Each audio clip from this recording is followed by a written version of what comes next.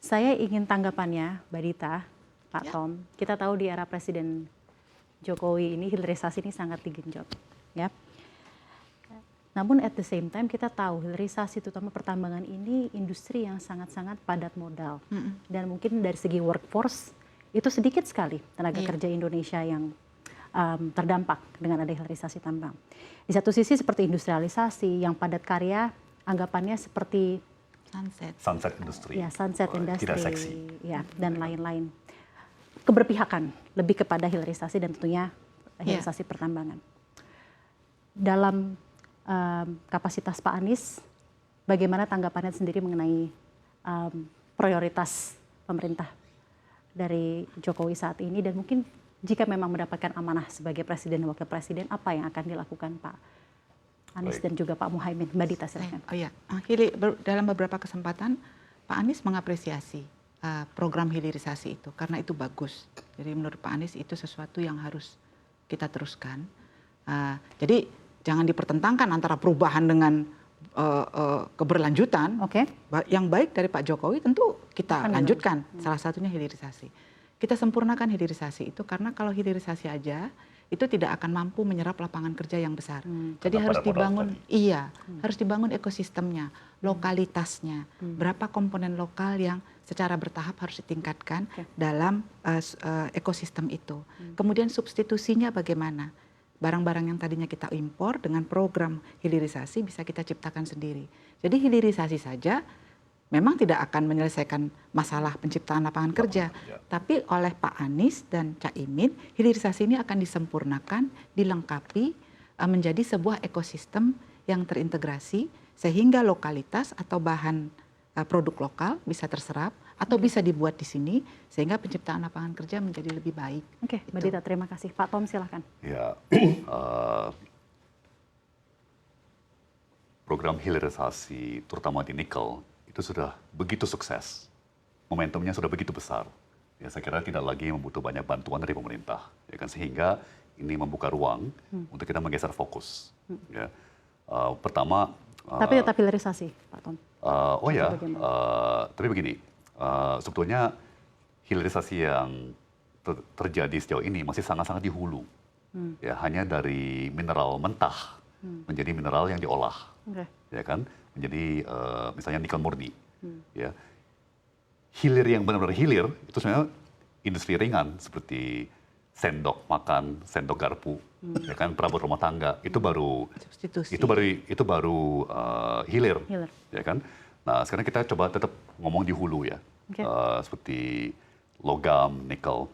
Mungkin kita mau sedikit lebih kembali memperhatikan industri dasar seperti baja, ya, dan petrokimia. Ya, karena itu lebih besar lagi dampaknya kepada ekonomi daripada nikel. Ya, kenapa? Karena semua barang butuh baja, otomotif butuh baja, elektronik butuh baja, perabot rumah tangga butuh baja, ya kan, konstruksi butuh baja.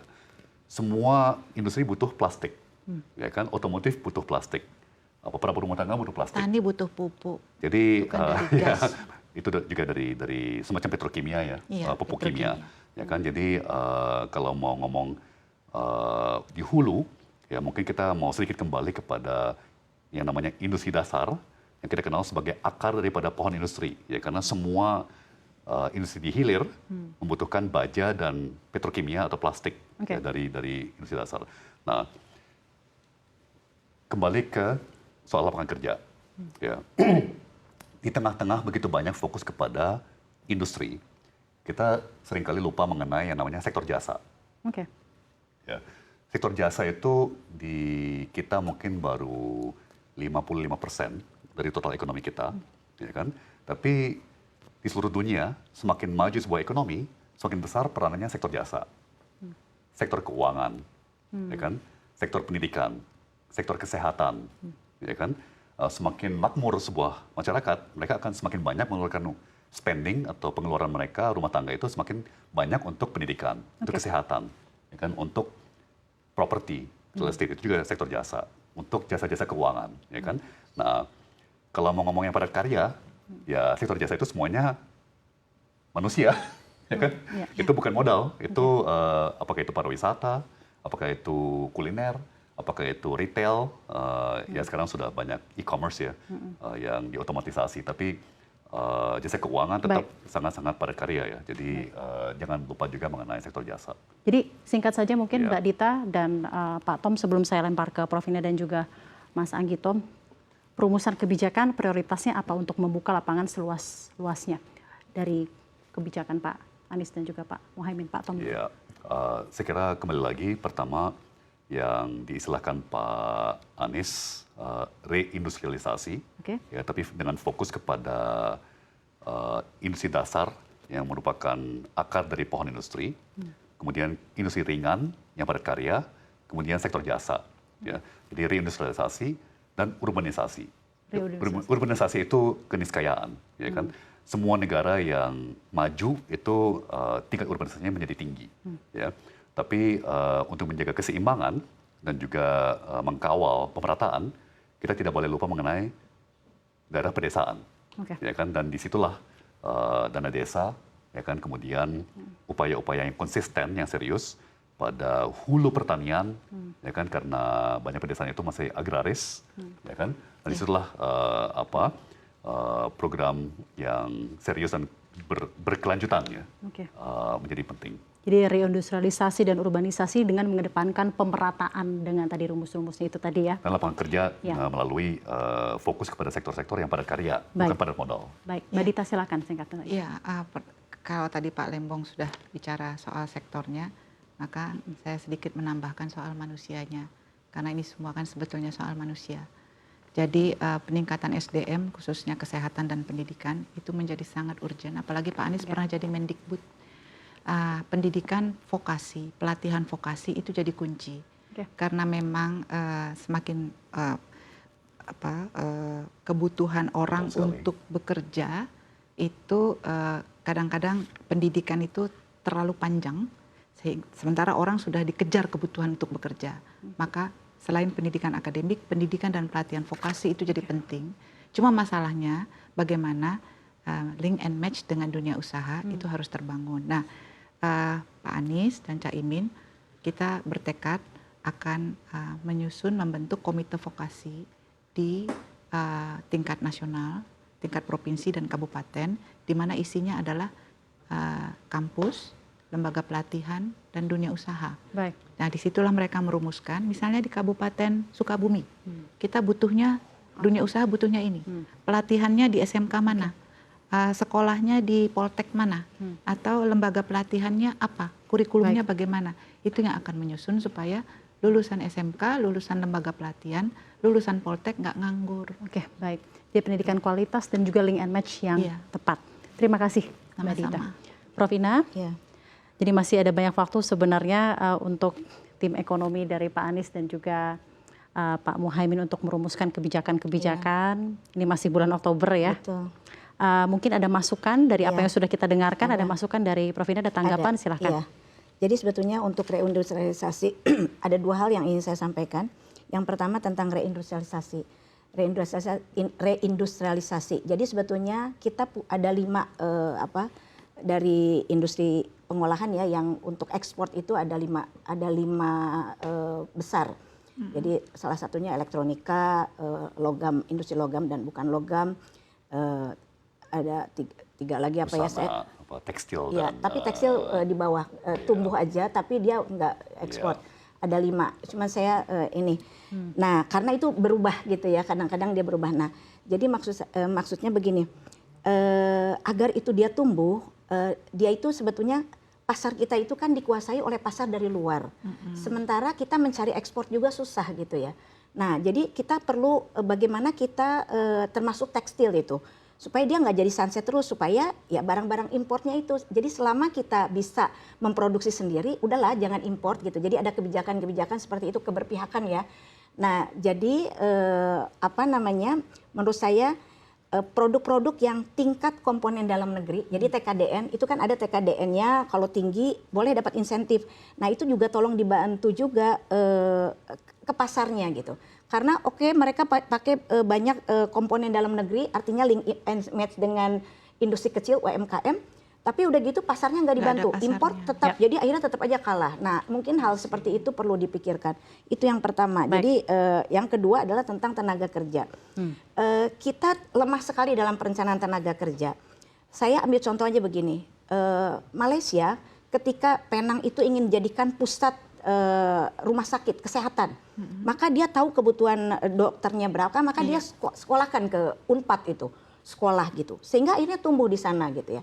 Nah kita nggak pernah punya itu, kita sekolahkan orang ke luar negeri, tapi ketika mereka pulang, mereka nggak bisa, ada yang jadi ibu rumah Nggak ada tangga aja, penempatannya. mereka nggak bekerja gitu, karena dari awalnya kita nggak punya pasar apa yang dibutuhkan, lapangan pekerjaan apa Link yang and match. membutuhkan tenaga kerja, sehingga kita matchkan dengan orang-orang yang mau keluar negeri itu. Jadi jangan ngambilnya itu terus gitu, karena kita sudah terlalu banyak gitu. Jadi balik lagi kepada data dan akses kepada data. Kita nggak punya. Nah, Ya, oleh baik. karena itu, jadi memang Perencanaan link and match itu Ya. dibutuhkan. Jadi ketika mau sekolah ya dibayarin gitu, ya dia ambil yang sesuai dengan kita mau kemana gitu, Ya, arah baik. kita itu mau kemana gitu. Nah sehingga nanti begitu mereka pulang ya udah kerja di situ, nggak boleh nggak jadi ibu rumah tangga, nggak boleh nggak kerja misalnya seperti Iya, itu. Jadi sesuai dengan link and match dan juga iya, data yang sayang ada. sekali uang kita keluar banyak tapi mereka pulang tidak jadi apa-apa. Jadi Baik. dan kadang-kadang nggak pulang lagi juga. Nah, hal Baik. seperti itu. Baik, terima kasih Oke, banyak terima Prof atas kasih. masukannya dan juga yang sudah disampaikan Capital langsung Flight. ke Pak Tom dan Mbak Iya. Dita. Mas Anggito, silakan mungkin singkat saja tanggapan, masukan, Pak. saran sebagai konklusi dari diskusi kita. Pak Tom dan Mbak Dita, saya akan di WA sama beberapa calon voters Anda ini. Saya mau bacakan saja, mohon dijawab. Satu, Pak Tom, kira-kira kalau Pak Anies dan Pak Muhaimin menang ini, kebijakan mengenai larangan ekspor untuk bahan baku pertambangan ini akan diteruskan atau akan diganti dengan kebijakan lain. Pertama, yang kedua, kalau mau reindustrialisasi ini fokusnya di mana ya Pak Tom ya? Mau ke yang padat modal atau padat karya. Yang ketiga Mbak Dita, ini sekolah vokasi kira-kira akan melanjutkan programnya Pak Jokowi yang ada ataukah Pak Anies punya desain sekolah vokasi yang lain khususnya menyangkut masa depan dari sekolah SMK. Kira-kira masukan-masukan dari netizen yang mungkin bisa dijawab supaya mereka bisa lebih yakin dengan visi dan misi ekonomi Anda. Jadi nggak ada masukan dan nggak ada tanggapan nih, Pak. Pertanyaan aja ya, Mas ya. Saya kan meneruskan pertanyaan calon voter saja. Oke, Mas. Yakin. Dijawab silakan Pak Tom. Singkat saja dan Mbak Dita aja silakan. Pak Anggito, sebagai pengusaha, ya, saya mengerti sekali bahwa dunia usaha itu memerlukan kepastian mengenai kebijakan. Ya, jadi kepastian jangan berubah terus. Ya, dunia usaha itu perlu kestabilan kebijakan. Ya, jadi kebijakan yang sudah ada terkait hilirisasi, ya, termasuk larangan ekspor, ya harus tetap jalan. Ya, karena kalau berubah terus, wah itu tidak stabil untuk investasi, ya kan? Nah, untuk pertanyaan yang kedua tadi, saya konfirmasi kembali bahwa kita mau menggeser fokus dari yang padat modal kepada yang padat karya.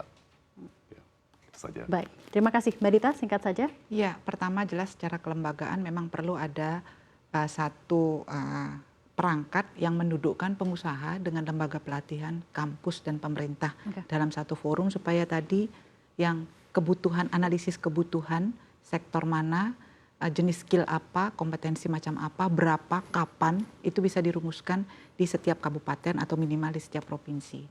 Itu yang tadi kita sampaikan, kita akan secara agresif mendirikan komite-komite vokasi di level kabupaten dan provinsi. Itu dari segi kelembagaan. Yang kedua, memang SMK ini Pak, ini kasihan. Jadi dia menyumbang 11% dari total pengangguran. Justru SMK, sekolah menengah kejuruan. Padahal si anak masuk SMK dengan harapan langsung bisa kerja. Karena mungkin orang tuanya nggak sanggup mengkuliahkan gitu, karena mahal. Jadi menurut saya keterlibatan dunia usaha itu sudah wajib dalam bentuk satu, menjadi orang tua asuh SMK yang sesuai dengan portofolio perusahaan tersebut. Baik. Serta mendeklar program magang, ya magang dari anak-anak SMK ke dunia industri dan instrukturnya juga secara periodik dan mendapatkan insentif. Jadi bagi perusahaan Betul. yang memagangkan itu akan mendapatkan insentif. Sekarang sebenarnya sudah ada pengurangan pajak PP 40, tapi perhitungannya rumit Pak Lembong lebih tahulah bagaimana hitung-hitungan potongan pajak itu rumit. Ini kita mau sederhanakan insentifnya, tidak harus hanya bentuk potongan pajak, tapi bisa insentif lain yang bisa membantu Terima mereka. kasih banyak, pendidikan dan vokasi untuk peningkatan kualitas tenaga kerja di Indonesia. Dan